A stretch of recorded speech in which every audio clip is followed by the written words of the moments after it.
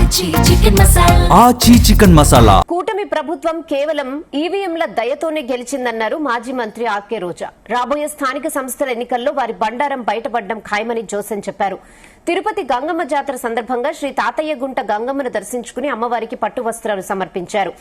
పవిత్రమైన తిరుమల లడ్డూ ప్రసాదంపై అబద్దాల ప్రచారాలు చేసి అపహాస్యం చేయడం దారుణమంటూ సీఎం చంద్రబాబుపై తీవ్ర స్థాయిలోనే మండిపడ్డారు. తన సొంత ఆస్తులను కాపాడుకోవడం కోసమే రేవంత్ రెడ్డి మాట విని రాయలసీమ లిఫ్ట్ ప్రాజెక్టులను చంద్రబాబు ఆపేశారని ఆమె ఆరోపించారు.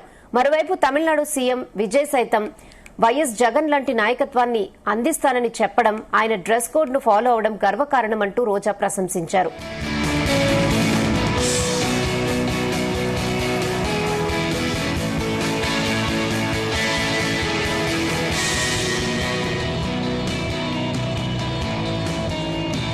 నెక్స్ట్ ఎన్నికల్లో చూసుకుందాం.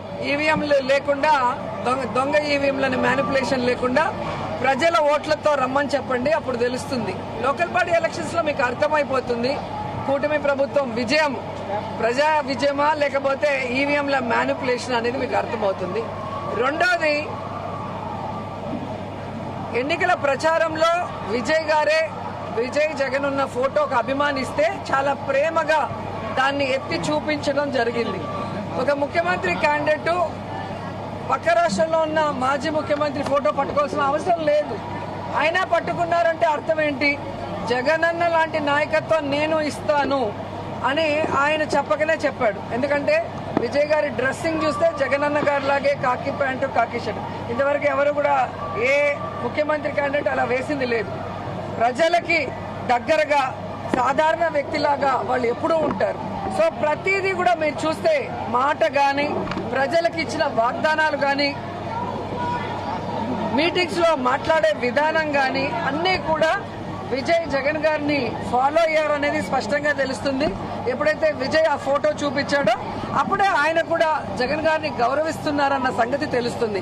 సో అవన్నీ చూసిన ప్రజలు ఈరోజు విజయ్ ని ముఖ్యమంత్రిగా కావాలని కోరుకున్నారు అంటే జగన్ గారిని కూడా వాళ్ళు ఆశీర్వదించినట్టే లెక్క. ఎందుకంటే దేశంలో ఏ రాష్ట్రంలో ఏ ముఖ్యమంత్రి కూడా 5 సంవత్సరాలలో తన ఇచ్చిన వాగ్దానాన్ని 99% పూర్తి చేసిన దాఖలాలు వేరే ఏ రాష్ట్రాల్లో లేదు. ఒక్క జగన్ గారే చేశారు. కోవిడ్ సమయంలో కూడా రాష్ట్రానికి ఇన్కమ్ లేకపోయినా కూడా అందరికీ జీతాలు సక్రమంగా ఇచ్చారు. ప్రజలందరికీ వైద్యాన్ని ఫ్రీగా అందించారు. అలాగే ప్రజల్ని కాపాడుకున్న విధానం కూడా అందరూ చూశారు. ఏదో మాట్లాడాలని సత్యప్రసాద్ మాట్లాడితే అది సరికాదు. గుడికి వస్తే దర్శనం చేసుకుని వెళ్ళు. ఏదో అబద్దాలను ఇక్కడ చెప్తే ఎవడు నమ్మే పరిస్థితి లేదు. ఈ రోజు గ్రామాల్లో కానీ వార్డులకు వెళ్లే ధైర్యం మాకుంది. ఎందుకంటే మేము మంచి చేసాం. ఈ రోజు మీకు వెళ్లే ధైర్యం ఉందా?